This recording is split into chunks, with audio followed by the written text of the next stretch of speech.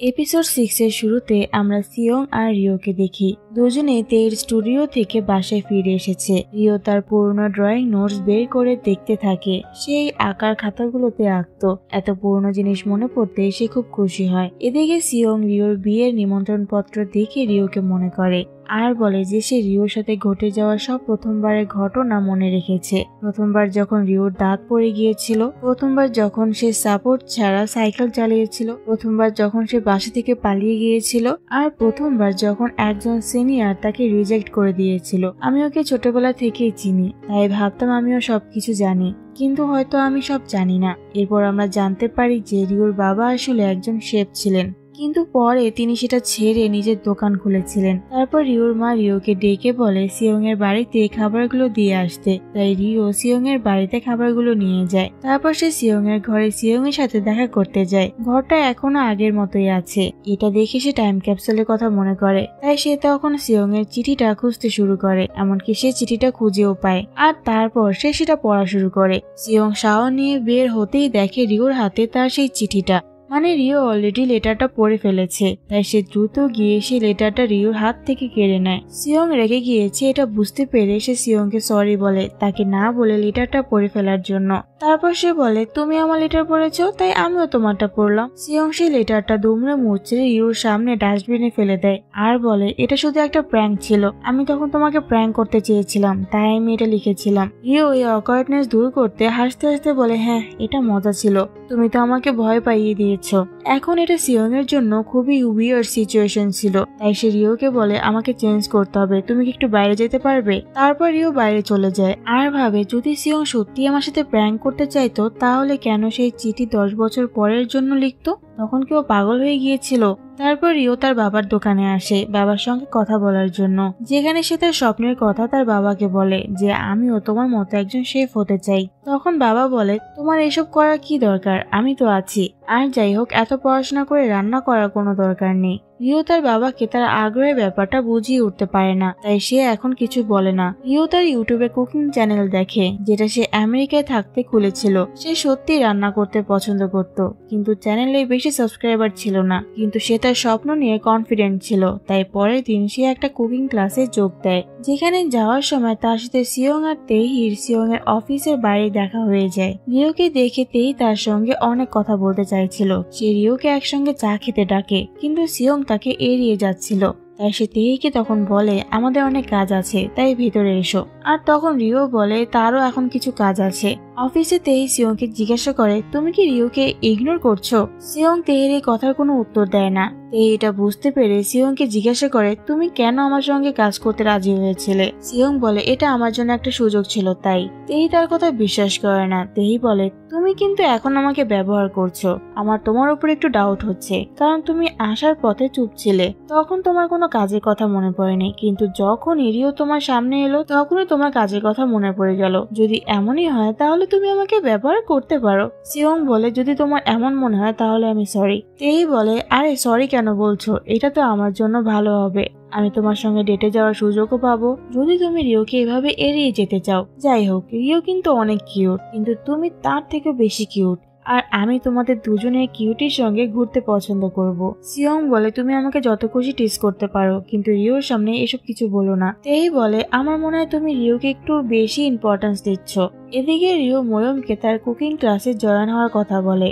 যাই হোক ময়ূম খুব খুশি হয় তার এই কথা শুনে আর তাকে সাপোর্ট করে, কারণ সে জানতো রিও রান্না করতে কতটা পছন্দ করে। তাই এই খুশিতে সেলিব্রেশন করার জন্য আজ সন্ধ্যায় 3 বন্ধু মিলে পার্টি করার কথা ভাবে। ময়ূম সিয়ংকে কল করে রিওর কুকিং ক্লাসে জয়েন হওয়ার কথা বলে। এই খুশিতে সে সিয়ংকে সন্ধ্যার পার্টিতে আমন্ত্রণ জানায়, কিন্তু সিয়ং কাজে অজুহাত দেয় আর বলে সে আসতে পারবে না। যখন সিয়ং বাসায় ফিরছিল তখন তার সাথে পথে দানর দেখা হয়ে যায়। তারা দুজন কথা বলতে বলতে দানর বাসায় পৌঁছে যায়। তখন সিয়ং জানতে পারে যে দানো আর ময়ূমের বাসা পাশাপাশি, আর তখন ইয়ংদুর সাথেও সিয়ং এর দেখা হয়ে যায়। এখন তাদের মধ্যে ভালো বন্ধুত্ব হয়ে গিয়েছিল, তাই দানো তাকে কফির জন্য আমন্ত্রণ জানায়, যেখানে তারা দুজনে অনেক গল্প করে। এখানে সিয়ং দানোকে তার এক বন্ধুর নাম করে তার গল্প বলা শুরু করে। সে বলে, আমার এক ফ্রেন্ড আছে যে তার চাইল্ডহুড ফ্রেন্ডকে অনেক পছন্দ করে। সে তাকে হাই স্কুল টাইম থেকে পছন্দ করে, কিন্তু সে এখনো তাকে তার অনুভূতির কথা জানাতে পারেনি, কারণ সে ভয় পেত যে তার অনুভূতির কথা বলে তাদের মধ্যে বন্ধুত্বটা নষ্ট হয়ে যাবে। যখন তারা কলেজে উঠলো তখন সেই মেয়ে বিদেশে চলে যায়। একদিন সে জানতে পারলো যে মেয়েটার একটা বয়ফ্রেন্ডও আছে, এমনকি সে বিয়েও করতে যাচ্ছিল। তাই আমার ফ্রেন্ড ভাবলো যে মেয়েটা হয়তো এগিয়ে গিয়েছে, কিন্তু পরে সেই মেয়েটি বিয়ে করেনি আর সেই মেয়ে এখন ফিরে এসেছে। এখন তাকে দেখে আমার বন্ধু আবার কনফিউজড হয়ে গেছে, তাই এখন সে তাকে এড়িয়ে চলতে শুরু করলো। দানো জিজ্ঞাসা করে, সে মেয়েটা কি তোমার বন্ধুর অনুভূতির কথা জানে? সিয়ং বলে না, কিন্তু আমার বন্ধু ভয় পায় যে সে মেয়েটি জেনে যাবে। আমার বন্ধু কখনো তাকে তার অনুভূতির কথা বলেনি। যখন দানো এর কারণ জিজ্ঞাসা করে তখন সিয়ং বলে তারা ছোটবেলা থেকে একসঙ্গে আছে, এখনো তারা অনেক ভালো বন্ধু, তাই সে এখনো কনফিউজড। আর সে এটাও ভয় পায় যে সে এই কথা বলে তাদের বন্ধুত্ব নষ্ট হয়ে যাবে, তাই সে কখনো তার অনুভূতির কথা বলতে পারেনি। আর এখন তাকে আবার এসবের মুখোমুখি হতে হচ্ছে।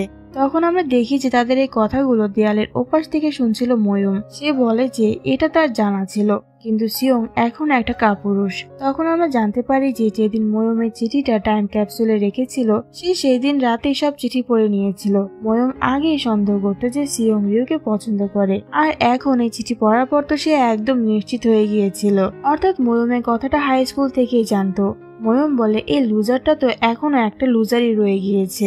এদিকে দানো সিয়ং এর বন্ধুর জন্য উপদেশ দেয়, আমি মনে করি তোমার বন্ধুর উচিত সাহস করে নিজের অনুভূতির মুখোমুখি হওয়া আর সেই মেয়েটিকে নিজের অনুভূতির কথা বলে দেওয়া। পরের সিনে দেখায় রিওর বাবা প্রায় প্রতিদিনই খুব দেরি করে ঘুম থেকে উঠছিলেন, তাই রিওর মা তার উপর রাগ করে। তারপর তিনি তার মোবাইল চেক করে দেখেন রিওর বাবা ব্যাংক থেকে অনেক টাকাও তুলেছে। রিওর কুকিং ক্লাস ছিল সিয়ং এর অফিসের কাছেই, তাই সকালে তার সাথে সিয়ং এর দেখা হয়ে যায়। রিও সিয়ংকে তার কুকিং ক্লাসের প্রথম দিনের কথা বলে, আর সে তার মা বাবাকে এটা না বলার জন্য বলে। সিয়ং রিওর সামনে একটু অকওয়ার্ড ফিল করছিল, তাই সে তখন বলে যে সে তার বাবা মাকে কিছু বলবে না। বলে সে তাড়াতাড়ি সেখান থেকে চলে যায়। আর ভেতরে গিয়ে সে রিওর কুকিং ক্লাস সম্পর্কে রিসার্চ করে। এদিকে রিওর কুকিং ক্লাসের প্রথম দিন খুব ভালো কাটে। রাতে সিয়ং যখন বাড়ি ফিরে সে রিওর বাবাকে এক মহিলার সঙ্গে বাড়ির বাইরে দেখে, তাই সে তার দোকানে এসে এই বিষয় জিজ্ঞাসা করে। রিওর বাবা তাকে এ ব্যাপারে বলে, কিন্তু সে এটা রিও আর রিওর মাকে বলতে বারণ করে। এই ব্যাপারটা কি ছিল তা আমরা কিছুক্ষণ পর জানতে পারবো। এখানে সবাই তাদের হাজবেন্ডদের নিয়ে গল্প করে। তখন রিওর মা বলে যে রিওর বাবা অনেকদিন ধরে দেরি করে বাড়ি ফিরছে। গত কয়েকদিন ধরে সে 3টি ফিউনারালে গিয়েছিল, যেটাতে তিনি অনেক টাকা খরচা করে ফেলেন। তখন তার এক ফ্রেন্ড বলে যে রিওর বাবার দোকান তো খুব তাড়াতাড়ি বন্ধ করে, তাহলে সে কিভাবে দেরি করে বাড়িতে আসে। এখন তো রিওর মায়ের সন্দেহ হয় রিওর বাবার কি কোনো অ্যাফেয়ার্স চলছে, তাই সে তাড়াতাড়ি করে বাড়ি আসে আর তার রুম চেক করতে শুরু করে, যেখানে সে একটি ঋণের বিল দেখে। এটা দেখে সে চিন্তিত হয়ে পড়ে। অন্যদিকে কনভিনিয়েন্স স্টোরের বাইরে দানো আর ময়ূমের আবার দেখা হয়ে যায়। দানো একা ড্রিঙ্ক করছিল, তাই ময়ূম তাকে বকতে শুরু করে যে দানোর এখন তার মেয়ের সঙ্গে থাকা উচিত, আর সেটা সে না করে এখানে ড্রিঙ্ক করছে। দানো বলে যে তার মেয়ে একটি কিন্ডারগার্টেন ক্যাম্পে গিয়েছে। ময়ূম তখন একটু ইনডিরেক্টলি দানোকে ইয়ংদুর মায়ের ব্যাপারে জিজ্ঞাসা করে। তখন দানো তাকে বলে যে সে অনেক দূর চলে গিয়েছে, তাই ময়ূম এই বিষয়ে আর বেশি কিছু জিজ্ঞাসা করে না। তারপর ময়ূম তাকে একটি ছোট অনুরোধ করে। এখন ইয়ংদু যেহেতু ময়ূমের উপর রাগ করে রয়েছে, তাই সে কিভাবে তার রাগ ভাঙাতে পারে সেটার আইডিয়া চায় দানোর কাছে। কিন্তু দানো ততক্ষণে ড্রাঙ্কড হয়ে যায়, তাই ময়ূমকে তাকে তুলতে হয় আর বাড়ি নিয়ে যেতে হয়। অন্যদিকে রিওয়ের বাবা বাড়ি ফিরতে হট্টগোল শুরু হয়ে যায়। রিওয়ের মা তাকে সারা রাত বাইরে থাকার কারণ আর টাকার ব্যাপারে জিজ্ঞাসা করে, আর তাড়াতাড়ি রেস্টুরেন্ট বন্ধ করে সে কোথায় যায় তা তাকে জিজ্ঞাসা করে। আর এটাও জিজ্ঞাসা করে, তুমি ব্যাংক থেকে এত ঋণ নিলে কেন? ব্যাংক থেকে এত টাকা তোলার কারণ কি? তোমার কি বাইরে কারোর সঙ্গে কোনো অ্যাফেয়ার্স চলছে? এসব শোনার পর রিওর বাবা তাকে সত্যিটা বলে দেয় যে কয়েকদিন আগে একজন ব্লগার তার রেস্টুরেন্টে এসেছিল, আর সে তার রেস্টুরেন্টে খেতে খেতে ব্লগ করছিল, কিন্তু তখন তারা তার খাবারে চুল পায়। রিওর বাবা চেক করতে যেতে টেবিল থেকে সুপের বাটি সেই ব্লগারের দামি ঘড়ির ওপরে পড়ে যায়, আর সেটা ভেঙেও যায়। এখন যেহেতু খাবারে চুল ছিল আর তার জন্য সে ব্লগারের ঘড়িও ভেঙেছে, যা খুব দামি ছিল, তাই সে ব্লগার তাকে কেস করে দিবে বলে হুমকি দিচ্ছিল। এজন্য রিওর বাবা তাদের ক্ষতিপূরণ দিতে রাতে তাড়াতাড়ি করে রেস্টুরেন্ট বন্ধ করে তাদের কম্পেনসেট দেওয়ার জন্য ড্রাইভার হিসেবে কাজ করতেন। ঠিক একইভাবে সিয়ং রিওর বাবাকে সেই মহিলাকে নিয়ে যেতে দেখেছিল। তখন সে ওই মহিলা ড্রাইভার ছিল যাকে সে বাড়ি পৌঁছে দিতে গিয়েছিল। এত বড় প্রবলেম হয়ে গিয়েছে, কিন্তু তারপরেও সে বাড়িতে কাউকে কিছু বলেনি, কারণ সে কাউকে কোনো চিন্তার মধ্যে ফেলতে চায়নি। সে ভুল করেছে, তাই সে নিজে এই সমস্যার সমাধান করতে চেয়েছিল। আর সেই ব্লগার তাকে বারবার ব্ল্যাকমেল করছিল যে তাকে টাকা দেওয়ার জন্য, কারণ তার কাছে ভিডিও ফুটেজ আছে। এই বলে সে রেস্টুরেন্ট বন্ধ করার হুমকি দিচ্ছিল। তাই রিওয়ের বাবা ব্যাংক থেকে টাকা ধার নেয়। সব শোনার পর রিওয়ের মায়ের কাছে খারাপ লাগে, কিছু ঠিক মতো না জেনে এতগুলো খারাপ কথা রিওর বাবাকে শুনিয়ে দেওয়ার জন্য। আর এদিকে রিও এই নিয়ে টেনশন করছিল। তারপর তার মনে পড়ে যে তার বাবার রেস্টুরেন্টের অপোজিট সাইডে তো একটা দোকানের সিসি ক্যামেরা রয়েছে। কিন্তু রিও সেখানে যেতে এসে জানতে পারলো যে সিয়ং অলরেডি সকালে এসে সেই ফুটেজ নিয়ে গিয়েছে। এখানে আমরা সিয়ংকে দেখি যে আগে এসে ব্লগারদের সঙ্গে বসেছিল, যে নিজেকে মিস্টার বি মানে রিওর বাবার ছেলে বলে পরিচয় দিচ্ছিল আর তাদেরকে টাকা দেওয়ার কথা বলে বিষয়টা মিটমাট করতে চায়। তবে তার আগে সে ওই নষ্ট ঘড়িটা দেখতে চায়। ঘড়িটা দেখা মাত্রই সিয়ং তাদের মিথ্যা ধরে ফেলে, কারণ এটা ওই ব্র্যান্ডের নকল ঘড়ি ছিল। ওই কোম্পানির আসল ঘড়ি তো ছিল সিয়ং এর হাতে। সাথে সে তাদের প্রজেক্টর দিয়ে ফুটেজও দেখে যে তারা কিভাবে রিওর বাবাকে ফাঁসিয়েছিল। তারা নিজেরাই ঘড়ি নষ্ট করেছিল। ঘড়ি থেমে গিয়েছিল 11:45-এ, আর তারা দুপুর 12টায় রিওর বাবার রেস্টুরেন্টে খেতে গিয়েছিল, অর্থাৎ ঘড়িটা আগে থেকেই নষ্ট হয়েছে। এমনকি সিসিটিভি ফুটেজেও তার স্পষ্ট দেখা যাচ্ছিল যে একজন লোক নিজের চুল ছিঁড়ে খাবারের মধ্যে ফেলছিল। এইসব প্রমাণ দেখে ছেলে দুইটা চুপ হয়ে যায়। তখন দানো সেখানে আসে, কারণ সিয়ং আর দানো একসঙ্গে তাদের ধরার পরিকল্পনা করছিল। ছেলে দুটা এর আগেও অনেক রেস্টুরেন্টে গিয়ে এই কাজ করেছে, আর তারা শুধু তাদেরকে টার্গেট করে যারা একটু ভীতু নির্দোষ প্রকৃতির মানুষ।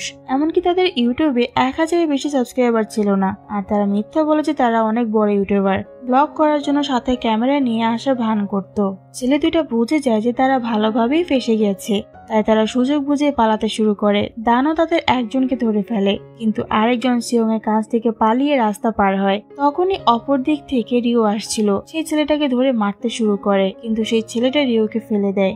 এদিকে সিয়ং রাস্তা পার হয় আর রিওকে চেক করতে আসে, কারণ তার নাক দিয়ে রক্ত বের হচ্ছিল। ছেলেটা আবারও পালানোর চেষ্টা করে, কিন্তু তখন ডংজিন আসে, যে তার পায়ে এমন আঘাত করে যে ছেলেটা আর হাঁটতেই পারে না। তারপর ওদেরকে পুলিশে ধরিয়ে দেওয়া হয়। তারপর রিও সিয়ংকে ধন্যবাদ জানায় তার বাবাকে সাহায্য করার জন্য। রিও তাকে বলে যে আমার বাবার সঙ্গে এত কিছু হচ্ছিল, কিন্তু আমি কিছু জানতাম না, তাই তোমাকে অনেক ধন্যবাদ, তুমি আমার চেয়ে অনেক ভালো। সিয়ং বলে আমি অলওয়েজ তোমার চেয়ে ভালোই ছিলাম, আর তোমার বাবা আমার কোনো অপরিচিত মানুষ না, তাই ধন্যবাদ দেওয়া বন্ধ করো। তারপর রিও জিজ্ঞাসা করে তাহলে কি আমি তোমার অপরিচিত যে তুমি আমাকে এতটা এড়িয়ে যাচ্ছ? আর কেন তুমি আমার থেকে এতটা দূরত্ব বজায় রাখছো? আমি বেশ কয়েকদিন ধরেই লক্ষ্য করছি কেন তুমি আমার সঙ্গে এতটা আনকমফোর্টেবল ফিল করছো। আগে তো আমাদের মধ্যে এমন কিছু ছিল না। এতে সিয়ং বলে আমরা সবসময় আমাদের শৈশবের মতো বাঁচতে পারি না। আমরা এখন 30-এ কোঠা পা দিয়েছি। তোমার আর আমার জীবন সম্পূর্ণ আলাদা, তাই বাচ্চাদের মতো আচরণ করা বন্ধ করো। ফার্স্টে বাচ্চা বন্ধ করো রিও। বারবার আমার জানালায় নক করা, আমার রুমে প্রবেশ করা, আমাদের এসব বন্ধ করে একে অপরের প্রাইভেসির প্রতি রেসপেক্ট করা উচিত। এই বলে সে সেখান থেকে চলে যায়। এসব শোনার পর রিওর একদম ভালো লাগেনি। সে বারবার সিয়ং এর কথা ভাবছিল। তারপর সে বুঝতে পারে যে সে হয়তো সিয়ং এর চিঠি না বলে পড়ে ফেলেছে বলে সিয়ং রাগ করেছে। তাই সে ভাবে জানালায় সিয়ংকে ডাকবে, কিন্তু তখন তারা আবার সিয়ং এর প্রাইভেসির কথা মনে পড়ে যায়। তাই সে জানালাটা বন্ধ করে দিয়ে ঘুমানোর চেষ্টা করে। কিন্তু এদিকে আমরা দেখি যে সিয়ং নিজেই জানালার সামনে দাঁড়িয়েছিল, কারণ সেও স্যাড ফিল করছিল রিওকে ওই সময় এভাবে কথাগুলো বলার জন্য। সে এখন আবার কনফিউশনের মধ্যে পড়ে যায়, বন্ধুত্ব আর ভালোবাসার। পরের দিন রিও কুকিং ক্লাসে যায়, আর তাকে একটি নতুন ডিশ বানাতে বলা হয়। সে সেটা বানায়, আর সেখান থেকে সে ফিরে সিয়ং এর অফিসে বাইরের সামনে ওয়েট করতে থাকে। সিয়ং আসতে সে তাকে তার কুকিং ক্লাসের প্রথম ডিশের জন্য ধন্যবাদ জানায়, যা সিয়ং প্রথমবার কোরিয়া এসে খেয়েছিল। সিয়ং বলে তুমি এটা কেন মনে রেখেছো? রিও বলে অফকোর্স, কেন মনে রাখবো না, আমরা ছোটবেলা থেকে একসঙ্গে ছিলাম, তোমার মা বাবার চেয়েও আমি তোমাকে বেশি জানি। সিয়ং বলে তুমি কি সত্যি আমাকে চেনো? রিও বলে তুমি কি বোঝাতে চাইছো? সিয়ং বলে তোমার স্মৃতির আমার কাছে কোনো মানে নেই, এগুলো সব অতীতের ঘটনা, তাই আমাকে অতীত মনে করিয়ে দেওয়া বন্ধ করো। আমরা আর বাচ্চা নই, তাই আমাকে একা ছেড়ে দাও। রিও বলে তোমাকে আমাদের সহজে ছাড়ছি না। সিয়ং বলে দয়া করে আমাকে একা থাকতে দাও আর এখন থেকে আমার জীবনে ইন্টারফেয়ার করা বন্ধ করো। রিও বলে একদম না, আমি তোমার জীবনে ইন্টারফেয়ার করতে থাকবো। তুমি কি কখনো আমার বাড়িতে আমাকে জিজ্ঞাসা করে গিয়েছিলে? না তো, তাহলে কেন তুমি আমাকে থামাচ্ছ?